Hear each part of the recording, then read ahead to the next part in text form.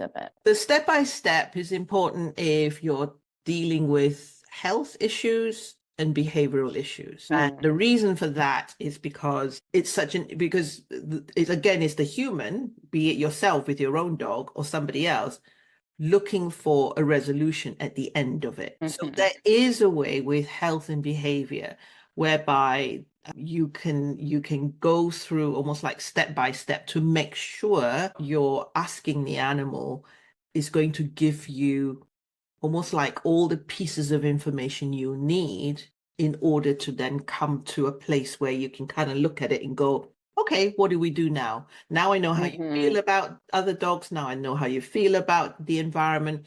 Now I know that these are your preferences. Now I know that these are your dislikes, because there's no way you can say to a dog, why are you reactive? We've probably tried that. Like, how would they know? Animals do not view themselves as reactive. We actually might not even have thought that. Right. Yeah, just because we view them as reactive, in the animal world, is it reactive? Exactly.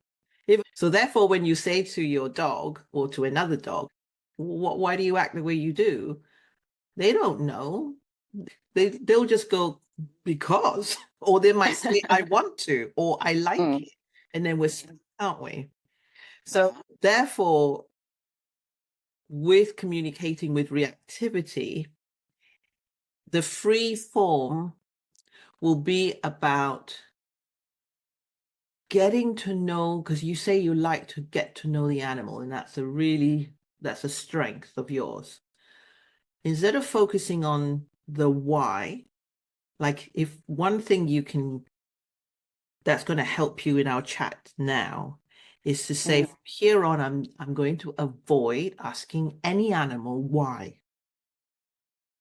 And the reason for that is, how would they know the answer?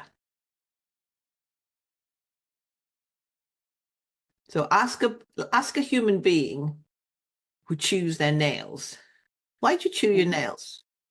Often they don't know. They like it, or do I chew my nails? You have that conversation. I don't know. I'm just picking something that I remember with a partner, and I remember getting so frustrated because the fact that he chewed his nails really irritated me. So I used to go, why? Why are you chewing nails? Well, like you go through all of that, don't you?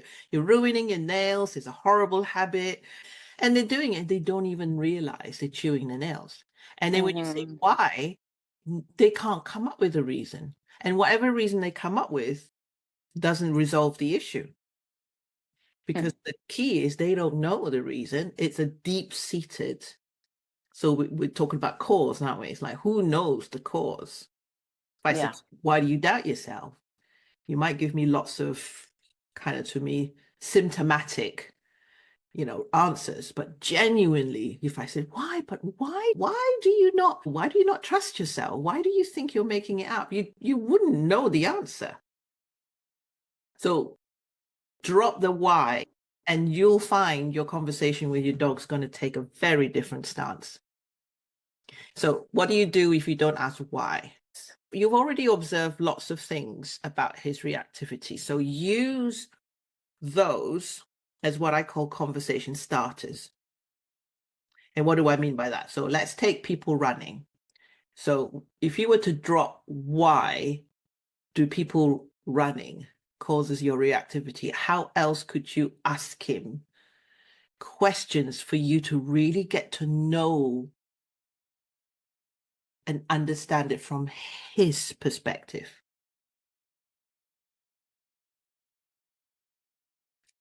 Yeah. Or even, what does he see? Just because we know it's somebody running, just because we can see it's a car going past, what is his vision of someone running? Because they don't see things the way we see, do they? He might not even identify a car moving as a car, because a car moving does not look like a stationary car. It might not look like his car that he's familiar with. May not even know it's a car. It could be a flash of something. Somebody running. Would it be the visual or the sound or vibration? Mm-hmm. Is he very sensitive energetically? So is he connecting in with a different level of frequency and vibration that's being emitted by the runner? So all this is information gathering.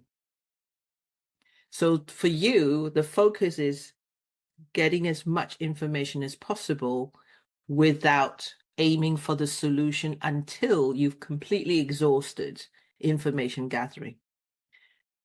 Because I would spend weeks asking and you have to hold back, because the minute your head goes, but why does he do that? Why does he, then you've already, the communication channels closes the minute we say why. That's what I've discovered.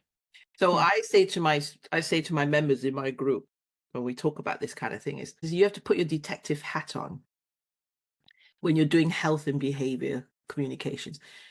It's completely different experience.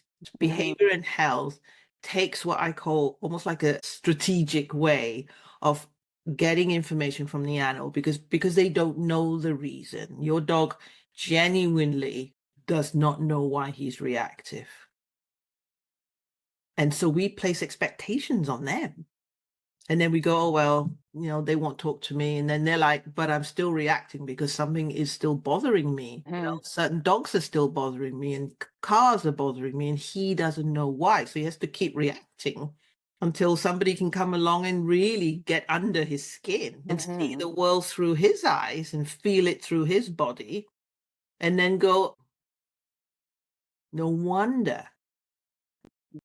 So I say to my members when they want to do things like reactive, I says, I want you to imagine like you're a detective and you put your detective hat on, and I watch these films where they start with this board, don't they?